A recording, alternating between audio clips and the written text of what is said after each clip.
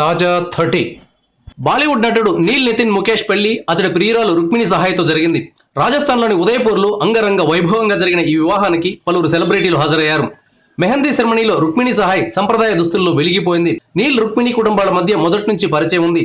ఈ నేపథ్యంలో ఇద్దరి మధ్య ప్రేమ చిగురించింది. నీల్ నితిన్ ముఖేష్ బాలీవుడ్ లో హీరో అవుదామని ప్రయత్నించాడు, కానీ విజయం దక్కలేదు. చివరకు విలన్ పాత్రలు చేస్తూ క్యారెక్టర్ ఆర్టిస్ట్ గా స్థిరపడ్డాడు.